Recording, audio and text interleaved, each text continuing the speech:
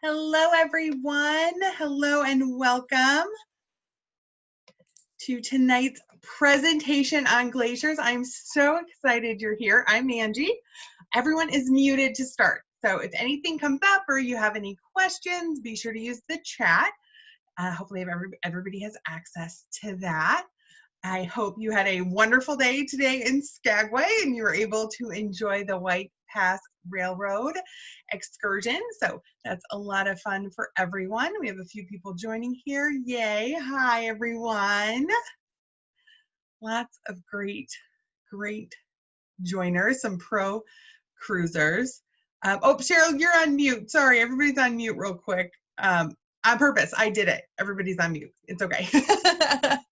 All right, great. Yay. Okay, well, we are just going to go ahead and get started.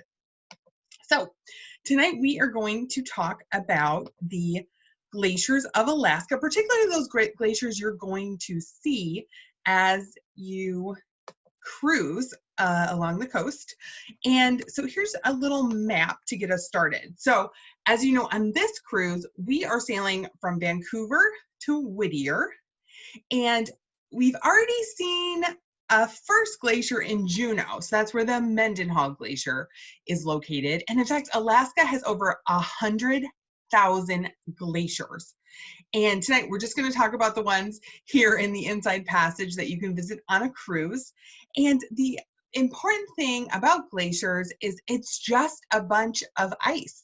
It's really that simple. So what glaciers are an accumulation of snow, ice, sediment that collects, and then because it's on a slope, the weight pushes it down, and so they get longer and longer. So it's really important that they're in an area where there's snow, where in the summers it doesn't get so warm that the majority of the ice melt, and that again it's on a slope. So basically what happens is it snows, that packs down, the weight of that packed snow begins to migrate down that slope, and because it doesn't melt, it just continues year after year to continue to pack and move, pack and move, pack and move.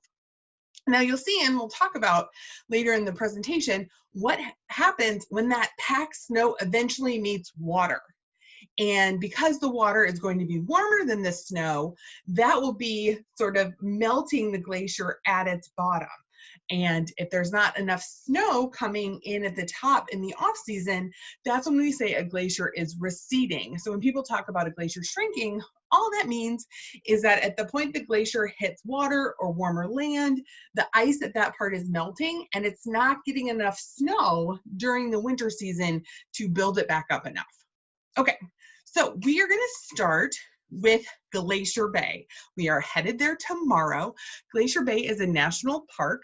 It's really one of the highlights of a cruise. I highly recommend it if it's your first cruise to Alaska to be sure to include Glacier Bay National Park, because it's a great value on your tour through Glacier Bay National Park on the cruise ship. You don't have to get off and get an extra tour. You're going to see 8 of the 11 glaciers within Glacier Bay National Park, with the most famous one being the Marjorie Glacier.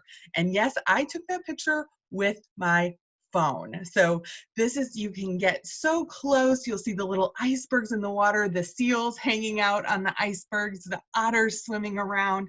It's just an incredible day. The park rangers come on board. If you have kids with you, they can be part of the mini park ranger program. You also have the limited access, so not all cruise lines have access to Glacier Bay National Park. Princess and Holland America have had the longest access, so they are basically grandfathered into historic regulations, so they can have the most cruise ships visit there. And then some cruise lines like Royal Caribbean don't have Glacier Bay on their itineraries at all. So as you consider going to Alaska and looking at the different cruise options, if you haven't been before, I recommend Glacier Bay. But if you have been before, then you have some other options. So in terms of having a itinerary, you can choose to do a round trip. So that would mean you either leave down here from Seattle and then come back to Seattle, or leave Vancouver, come back to Vancouver. And really the farthest north you're going to be able to get as part of that cruise is going to be Glacier Bay. So you're only going to get to about here, and then you turn around and come back.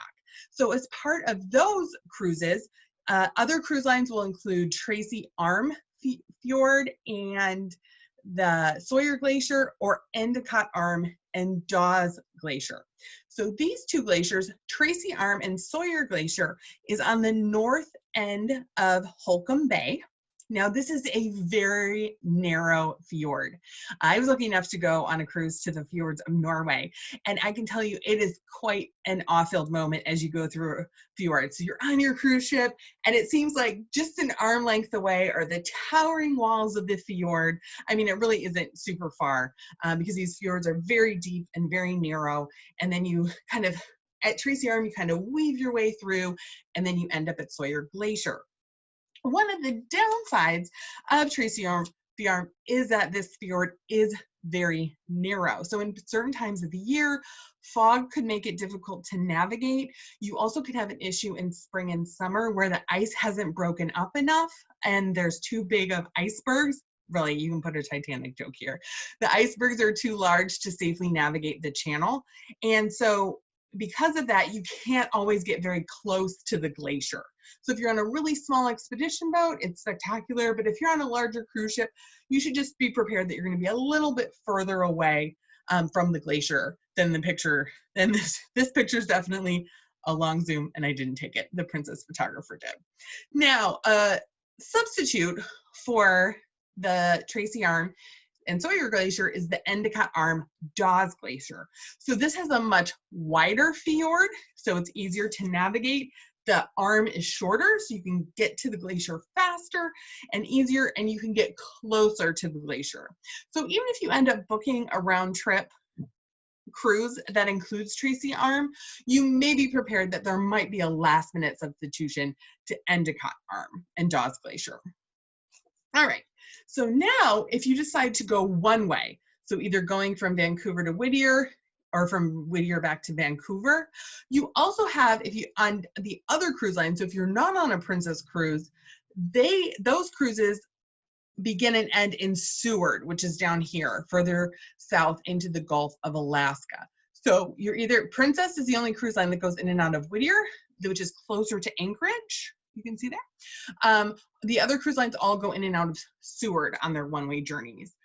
So in terms of the itineraries that go northbound and southbound, usually the northbound cruises will visit College Fjord, named because all of the glaciers there are named after colleges in the Prince William Sound. And then the southbound cruises tend to go to Hubbard Glacier. But obviously we're on a northbound cruise now. That's going to Hubbard Glacier. So it just depends on the time of the year and what the cruise ship schedules are. So Hubbard Glacier. This is the largest tidewater glacier in North America. It's huge, and it can be very hard to get close to in spring and early summer because the icebergs are too big. So the ice that's coming off the glacier is quite large, so the larger icebergs make it more difficult to navigate and get closer to it. But the really neat thing about Hubbard Glacier is it's what they call an active glacier. This means it is calving. So that means huge chunks of ice are falling off. I remember when we were there, we're standing on our balconies. Our friends had the balconies next to us. We're all up against the rail on our balcony, just like scanning the face of this huge glacier, waiting to hear that gunshot noise. Because when a glacier calves, it sounds like you hear this like, whew, this like, almost sounds like a gunshot, and then you're just scanning the face of the glacier to see when a huge chunk is going to fall off and into the water. And you're still pretty far away, but you can really tell how large these chunks of ice, and I'm sure that's the scientific name for it, chunk of ice. You can tell how large these chunks of ice are because they make these big waves that come out as they hit the water. So that is really fun and one of the great benefits of heading to Hubbard Glacier, especially if you're going like midsummer and later. So, you know, maybe end of June and later, you're gonna be able to get a little bit closer. And with any of these, the cruise ship really tries to turn around to make sure people on both sides of the ship can see. So a little tip. I highly recommend getting a balcony. I highly recommend if you can't afford a balcony, you travel with someone who can afford a balcony and you get an interior cabin across the hall from them. But if both of you can afford a balcony, it's great if you, I know it's fun to be next door to each other, but if you get balconies on opposite sides of the ship, you guys can just be on your private balcony when it's your side. And then we actually did this when we went in 2015. And then as the ship's turning, we just ran across the hall and got on our friend's balcony. So we had the best of both worlds and didn't have to go and fight our way up on to find a space on deck. Okay, so then the other alternative is College Fjord. Now, College Fjord is another one of those good values because you're going to see more glaciers. There's more, when you go to Hubbard Glacier, it's just Hubbard Glacier. And I mean, the weigh-in is not as spectacular as Glacier Bay. So I was really glad in 2015 that we went to Hubbard Glacier first because it was our first experience with the glacier and it was all wow, wow, wow. But then you get to Glacier Bay and the sail-in is so much more scenic. So College Fjord is a scenic fjord sailing in, and there's more glaciers there. So that is a good alternative. So to just kind of summarize it, for the round trip cruises, you're going to have that choice of Glacier Bay or Endicott Arm or Tracy Arm. So when you're trying to decide what's going to be the best choice for you.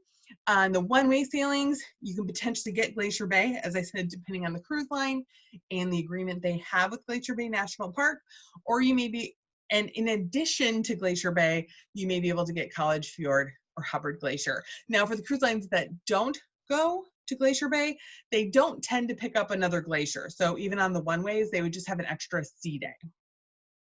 So I want to know, which glacier would you pick? So while you're deciding and putting it in the chat, I'm going to give you one more bonus glacier, and that is Exit Glacier. So this is me at Exit Glacier. Exit Glacier is just north of Seward, Alaska. So that is, remember I said, that's where many of the other cruise lines go in and out of.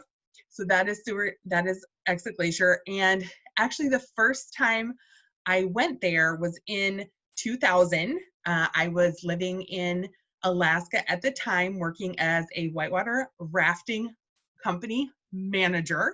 So yep, that's right. For my summer job, I lived just outside of Denali National Park, which is north of Anchorage, and worked at a rafting company as the office manager. So I did payroll and manned the front desk with a bunch of really cool rafting guides. And so as part of that, one of the other clerks in the office and I took a road trip down to Seward. And so when we went back in 2015, I had to go see it. And what was so interesting was seeing this marker, and this isn't my picture, but somebody else's, from 2005, how much the glacier had receded. So you see here what I'm talking about. As if the glacier isn't getting enough snowfall on the top and it's melting at the bottom, you're going to see that glacier start to recede. And so this is, you can see how far it receded from 2005 to this picture was taken in 2015. So this was a 5-year gap between that. And then, but it is nice because you can get so close to it. The other great thing about Exit Glacier is that this glacier actually runs off an ice field. So it runs off the Harding ice field. So Harding ice field in Seward, Alaska. And so you can take a pretty gnarly hike up there. They have park rangers that lead guided hikes. You can also camp up there. So if you're really adventurous and want to check it out, that is a great way to do it. So, all right, let's see what everybody said in the chat here. Glacier Bay, yes, especially with friends on the opposite of the ship. John, yes, John was with us when we did that. Oh, Katie's picking Glacier Bay too. I love it. I love it. All right, so I'm going to go off mute and see if anybody else has anything else they want to share here. 1 second as I figure this out.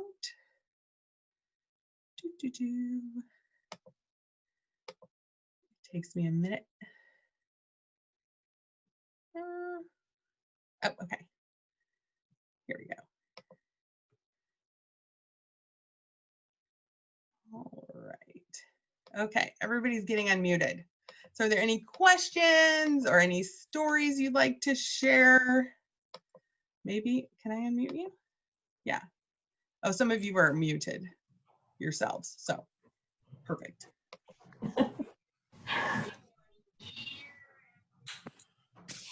Yay! All right, anybody got any good stories? Any questions? Well, if not, then that's everything. I hope everybody has a great evening. And if you have any questions, be sure to email them to me. Tomorrow, a reminder, the other live events coming up are tomorrow. There's a cruise Q&A with Glenn. You may recognize him from the culinary demonstration earlier this week. We have been on around 40 cruises together. That's 40. So I think we'll have answers to any question you may come up with. And then also Saturday morning, 10:30 a.m., we're playing trivia.